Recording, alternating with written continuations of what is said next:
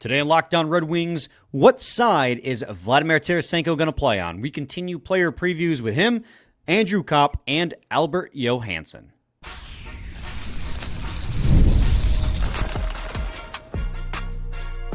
You're Locked On Red Wings, your daily podcast on the Detroit Red Wings. Part of the Locked On Podcast Network, your team every day.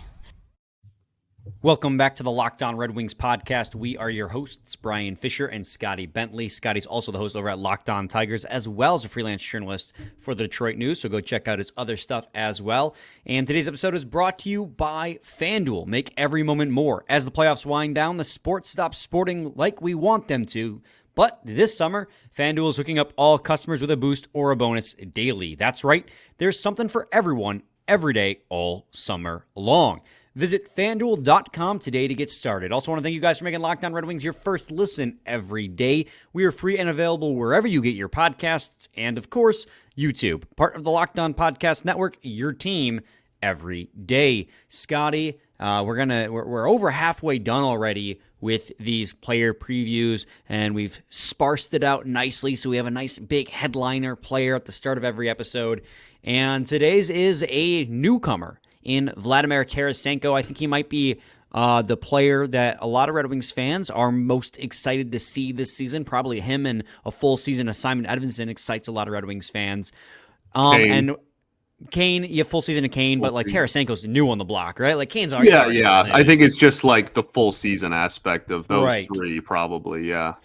So Vladimir Tarasenko this last year, Scotty, in his split season with both the Ottawa Senators and the Florida Panthers, had a grand total of 23 goals, 32 assists. So my question for you, Scotty, is when you bring in a dynamic scorer like Vladimir Tarasenko, what role do you think he is going to have on this team? And more pointedly, what side is he going to play on?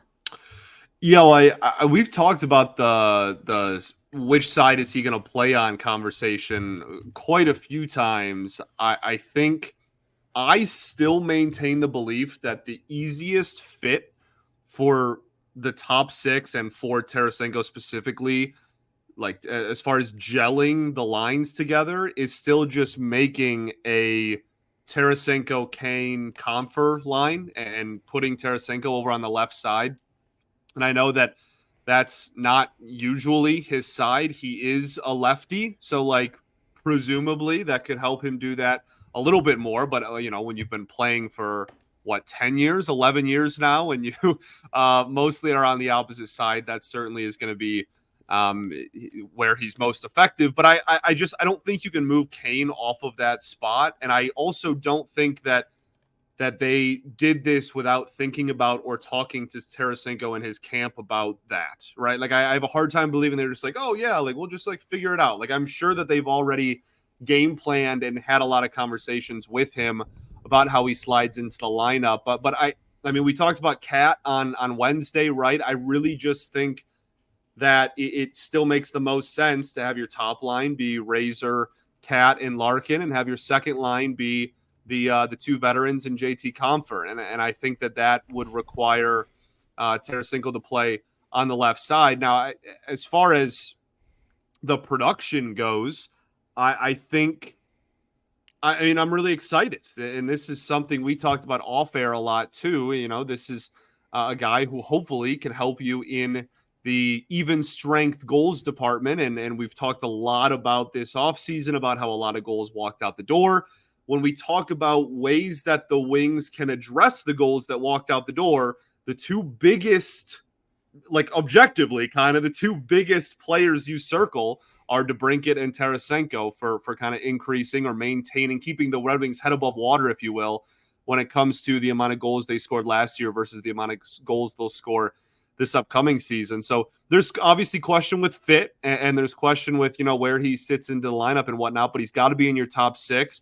And I think it just makes kind of the most sense, at least at the start of the season, to put him with Kane and Compher. Now, if that line is an atrocity defensively, or if Tarasenko's not, gelling over on the left side, then I guess you can mix some stuff up. You know, Cat played a little bit of second line last year at times because they put in with Kane. Like, you do have a little bit of flexibility if that doesn't work, but on opening night, that's still kind of what I expect. Yeah, I think I agree with you there. On opening night, I expect him to be the second line left winger. I think the only option for him to play on the right side is if they decide Lucas Raymond is better served on his off wing. Right. Because Lucas Raymond is a right shot right wing, which is honestly feels like it's pretty uncommon nowadays. You usually get your wingers shoot opposite of the side that they play on. I think that's the only way that Tarasenko can fit in the top six and on the right side. But after the season that Raymond had and the role that he has on this team as a cornerstone piece, like, I don't see them forcing him to switch sides to a side that, you know, he's not familiar with. And plus, you know, they asked Tarasenko about where he played last year with Ottawa, and he said, yeah, it was the first time I had ever played on the left wing, but he's open to it, right? Like, this is not something I think when you said that there was kind of already that discussion about where he would play and what his fit is, that was definitely, in our speculation, something that was probably discussed, because it's either that or you're playing third line right wing, which, I mean, would bring a scoring punch to the third line. But when you have somebody like third line that is going to have no scoring punch from, I guess Berger might be there, but there's a chance that third line's the shutdown line for sure. So, and the thing to bring up too is, like, you want Vlad in your top six because he brings not just scoring, but 5-on-5 scoring. Like last year between Ottawa and Florida, he scored 17 5-on-5 goals. That would have been tied for the team lead in 5-on-5 goals that Lucas Raymond had at 17 and Alex DeBrincat had at 16. So I think that there's definitely merit, and I would say, like, damning evidence to keeping him in the top six rather than putting him on the third line, because of the fact that when it comes to his goal scoring ability, his finishing ability, it's not just power play. I think he had a grand total of 6 power play goals last year between two teams in which he was getting power play time on. So I think that the sheer fact that he is such a good 5-on-5 goal scorer, and like that was a big thing, right? Like, obviously the Red Wings had a lot of scoring through depth, but their special team success carried them in large chunks of last season. They could stand to get a lot better at 5-on-5, and I think that Tarasenko's even strength scoring ability will help them do that. So when talking about filling in those gaps offensively, I think his even strength scoring ability would really help to do that. Yeah, actually, to even further your point, it's even more dramatic than you said. He was a 23 goal scorer. He had 3 power play goals. So, like, he was a 20-goal scorer on even strength, despite only having 23 goals on the season. So that is absolutely, I think, the biggest thing. And that's a great point that you brought up, like I said, off air earlier in the day. And now, obviously, we're talking about it again. I think that's why you got him. That's why you wanted to bring him in. Even strength scoring is something we talked about a ton last season, obviously. Honestly, I mean, I know some people are going to look at what he's done in the past and be like, oh, like, is there any chance we can get back to, you know, like 35 or 40 goals? Like, no, I would not hold my breath on that. But if he can provide 20 to 25 even strength goals, I think this is a huge win of a signing. That's kind of like my bar. Right. 17 5-on-5 goals, 20 at even strength, which means like 4-on-4 and 3-on-3. Sure. That's the distinction between those two.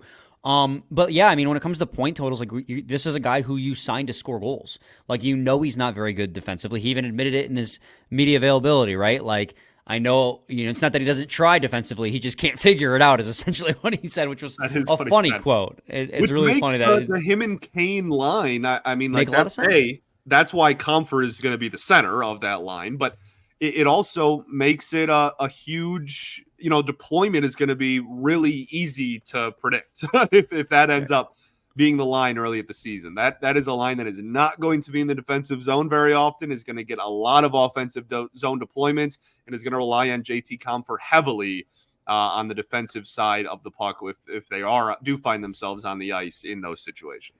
Right, he had 55 points total last year, and I don't think that it is ridiculous to at least set the bar at that again. You know, like you said, 20 to 25 goals and, you know, 30 to 35 assists. Yeah, if he repeats that, like I said, if he repeats that and eclipses 20 at even strength, I'm happy.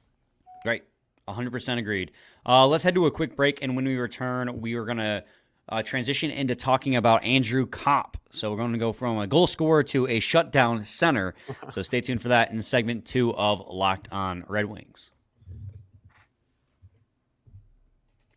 Got to talk to you guys today about FanDuel.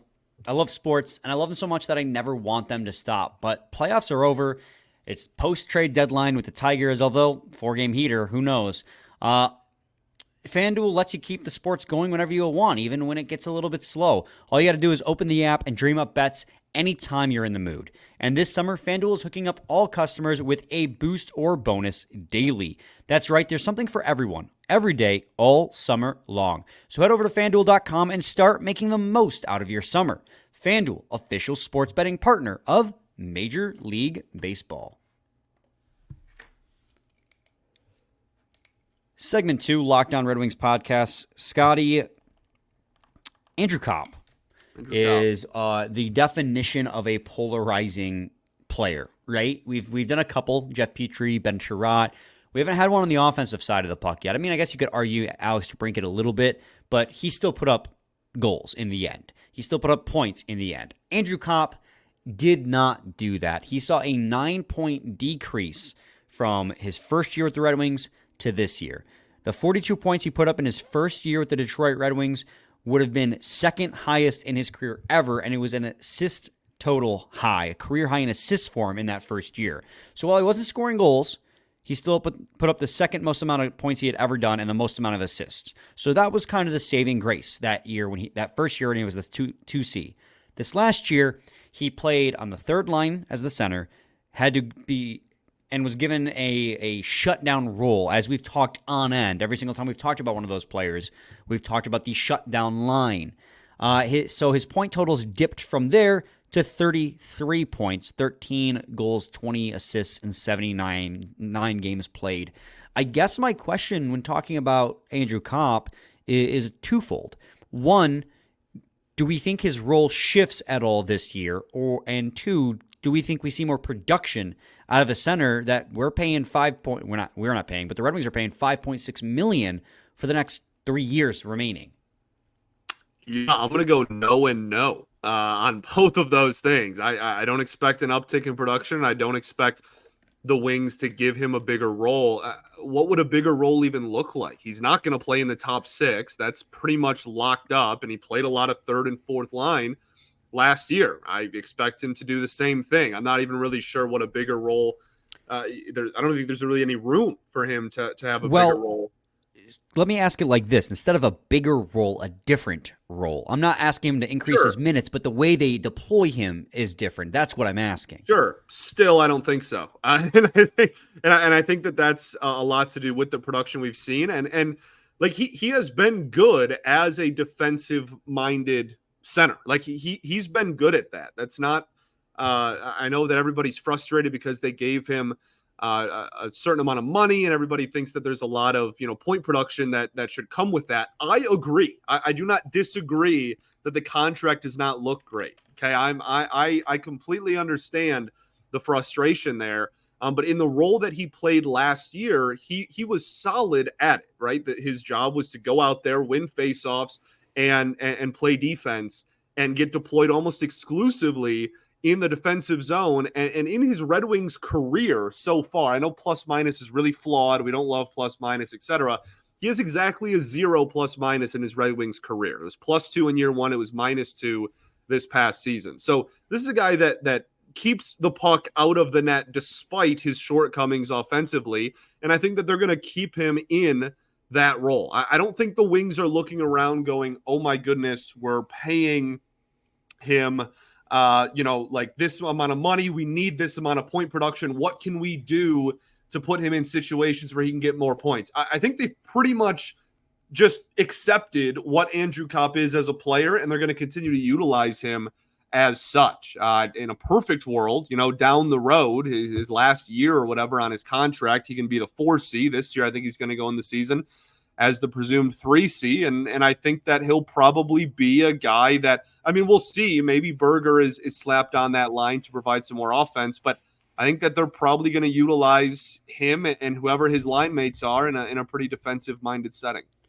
So I'm actually going to push back on you a little bit. I do think can and should, and you said should. You said you should expect more. You just don't think you will see more. Right. I thought last year the usage that they got as that shutdown line was pretty severe compared to some of their contemporaries, right? They got a lot more defensive zone deployments. In fact, Andrew Copp got the most defensive zone deployments out of any center on the Detroit Red Wings last year.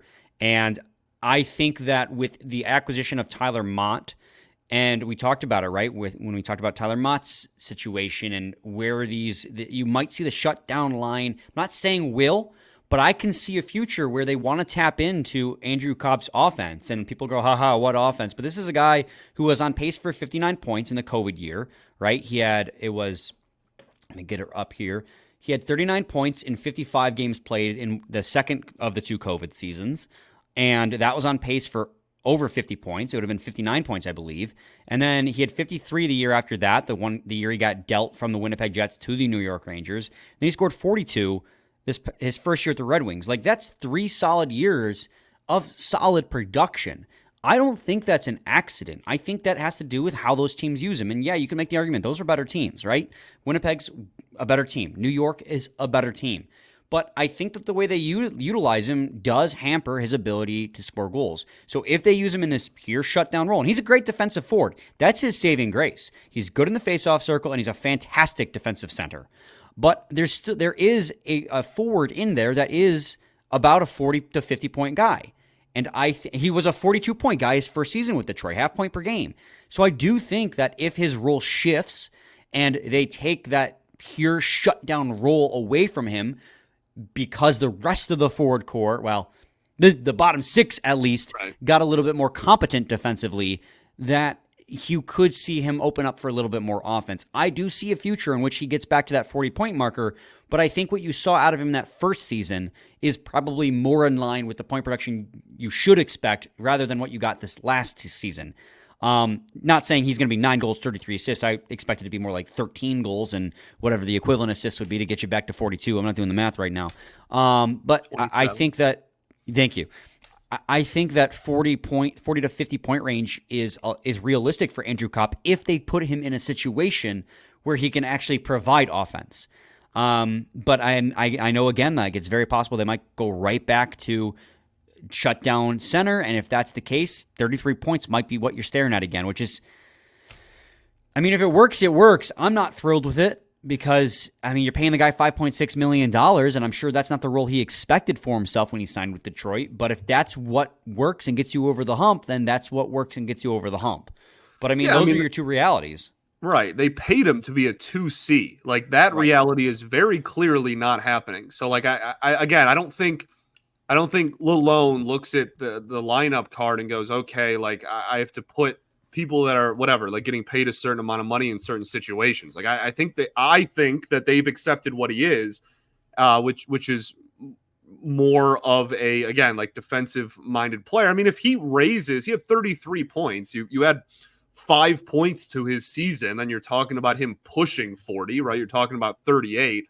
I'm not saying that's necessarily out of the realm of possibility. And again, I think that it's totally fair for people to expect more and say that he should provide more given his contract. I think that's all totally fair. I just don't really see it happening. I mean, 13 goals is pretty much in line with what he did his entire career. The 21 goal season before he signed with Detroit is the outlier, not anything else. Like, everything else is between 9 and 15 goals. Like, it's pretty much exactly in line with what he's always done. Right. The assist numbers low, especially considering, from age 26 on. I mean, this is, I think, the lowest season he had as far as assists go. So that goes down to, again, usage and who he's sharing a line with. They put him with a bunch of defensive guys, then that line is not going to produce very much offense. Again, I guess we'll see. That's not very good analysis for me to just say we'll see. But, like, I really do think that those questions are answered in preseason when we see who is put on a line with him. If they try to experiment and go, okay, can Copp and Berger work together? Those are two polar opposite type of players, but, like, maybe they want to increase the versatility of the line. That could absolutely increase Copp's, especially assist numbers, right? And you could easily find a 7-point uptick if you just put him on a line with a goal scorer. But I don't know, like he was on the ice with Daniel Sprong sometimes too, and still we saw what he did this year. So like I don't know, I'm pretty much in the camp like 35-ish points, and he's going to be the defensive deployment center, and in the face-off circle center again. And if that's the case, his point totals are going to remain the same. My whole thing is it depends on how they use him. If they use him the way that they did last year, I think we're just right. Yeah, it's all down to do they let him? Answer, yeah. Do they let him play in the offensive zone or do they not? Because that's going to determine. And it's just I don't know what to do with him. I really don't. So yeah, that bottom got a year 6, after this one still. 2 years. He's only in year 3 of 5. So 2 years after this one. Yeah, he's got 3 remaining years total. Word. We're going to do another break. When we return, we'll talk about Albert Johansson, a rookie. Stay tuned for that. Segment 3, Locked On Red Wings. Got to talk to you guys today about eBay Motors. Passion, drive, and patience. The formula for winning championships is also what keeps your ride or die alive. eBay Motors has everything you need to maintain your vehicle and level it up to peak performance. Superchargers, roof racks, exhaust kits, LED headlights, and more. Whether you're into speed, power, or style, eBay Motors has you covered. With over 122 million parts for your number one ride or die, you'll always find exactly what you're looking for. And with eBay Guaranteed Fit, your part is guaranteed to fit your ride every time, or your money back. Because with eBay Motors, you're burning rubber, not cash. With all the parts you need at the prices you want, it's easy to make your car the MVP and bring home huge wins. Keep your ride or die alive at ebaymotors.com. Eligible items only. Exclusions apply. eBay Guaranteed Fit only available to U.S. customers. Segment 3, Locked On Red Wings podcast. Albert Johansson, Scotty. This kid is going to make his NHL debut this year. He is on a one-year deal, $775,000 contracts, in which he is an RFA at the end of it. Kind of a little bit of a prove to me you can do it at the NHL level. He is no longer waiver exempt, which means that if the Red Wings want to send him down to the AHL, he has to go through waivers. And Yzerman put it himself, probably would not clear if they did so. Last year with the Grand Rapids Griffins, he was all over the lineup, but he did serve a lot on the top pair, and honestly got kind of overshadowed by Simon Edvinsson. He was a really, really good defenseman for them last year. He had 21 points in 66 games played. I know that number isn't going to wow anybody in terms of point production, but that's not necessarily his role. He's a very good transitional D-man in his own zone, so that's the kind of role you're going to expect out of him. And in the NHL, and I guess the question here is how can he become an everyday player on this team, right? Because there's 6 other defensemen that we already know are presumed to have roster spots. Who is he pushing out? Right, yeah, exactly. This is all about fit at this point, and about how often he will play and where he will slide into the lineup when he does play. I think that early on, it really wouldn't shock me if he was 7th D man, and they kind of, I don't want to say slowly eased him in, but I think that when we go through this lineup card, there's 6 guys that it probably makes a lot more sense are on the ice, and there's 3 pairs that make a lot more sense to be regular everydayers, as it stands right now in the middle of August. And so I think that there will probably be, nebs and flows of the season. And right now they have 8 defensemen. So who even knows what's going to happen, as we go along there with all the replacements and who could get playing time when. But I think that is really the biggest question mark. I don't think I'm going to be super surprised about the production. Like you said, really good transition defenseman. Everybody liked what they saw out of him in Grand Rapids. And I think when he does get his opportunities, they'll be on the 3rd pair. And really, if he can just look at home what I want from him this season, I'm not asking for a point total. I'm not asking for, a certain metric to hit. I just want after game 82 in April, when we're done with this upcoming season, I want to look back and go, you know what? I think Johansson can be a guy who is an everydayer next year. And when we go into the following season and we get some more money off the books and some more, personnel moves and changes happen, we look and go, you know what, this guy should probably be an everyday third pair guy. Now, if he's just going to be a seventh D-man going forward, that's still fine. Like there are roles for that. I don't think anybody was like, oh, this guy needs to be a top pair defenseman for this to be a successful like prospect journey. If he ends up being that, then fine. But I think I just want to be impressed enough to be like, all right, he's probably earned everyday status. And to your point, and then I'll finally let you talk here, sorry, was I think to your point, like that can happen mid-season too. And that's something we talked about a lot last year was the changing of expectations in the middle of the season. You're going to have 8 D-men on opening night, presumably. If he can play his way into the lineup card more, then that would be awesome. Not an expectation, but it would be, that would be him going, I guess, above and beyond. That would be the ceiling of what I expect out of him this year. But on opening night, I expect him to be the 7th D-man with some sporadic opportunities. And then once he, shows some confidence and proves that he's looked solid and has his legs under him, then he'll probably get a little bit more maybe in the second half of the year. Yeah, I mean, the thing, too, about Albert Johansson that he's got in his pocket is that he can play both sides. Right. Last year, huge advantage for especially this blue line. He played on the top pair with Simon Edvinsson, and Edvinsson is a left side only D-man. Albert Johansson was forced to play on the right side, so he has more versatility, which means there's more plug-and-play opportunity for him. Obviously, this year, like he's gonna have to beat out somebody on the roster, but that doesn't mean I don't think he can do it. I think next year, definitely, he had with Oli Mata's contract expiring, hopefully with Jeff Petry's contract expiring, and like hopefully moving on from like Justin Holl, there'll be like more of a for sure spot for him, given that he earns it. But even this year, like I think there is a reality. Like Oli Mata is fine. We talked about him, right? Or I should say, we barely talked about him because we know what Oli Mata is. It doesn't mean that that's a high bar for someone like Albert Johansson to get over. For sure. Like, I could totally see, I think at the start of the season, he will be, like you said, battling it out for the 6/7 slot on the left side. But that doesn't mean if defenseman's not playing well, he can't then immediately bounce them out.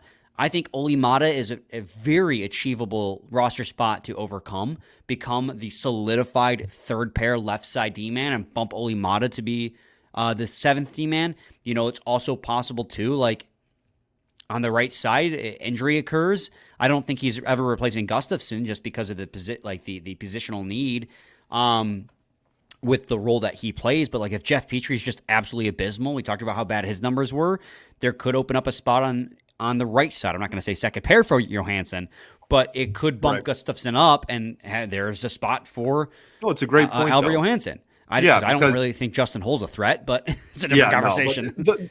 No, that's a great point, though. The ability for him to play both sides opens the door for a lot more opportunities, and I think that's why the Wings development wanted that. I think that's why they pushed for that, especially the last year and a half, before him being on the roster this year, was a lot of making sure that was a possibility for him. And I think that's probably why. So I think that's a great point. I think, yeah, man, like I said, if he's at any point this season, I don't care if it's, 2 months in or 5 or 6 months in, at any point this year, if we're looking around going, this guy should probably be playing every day, then that's a win.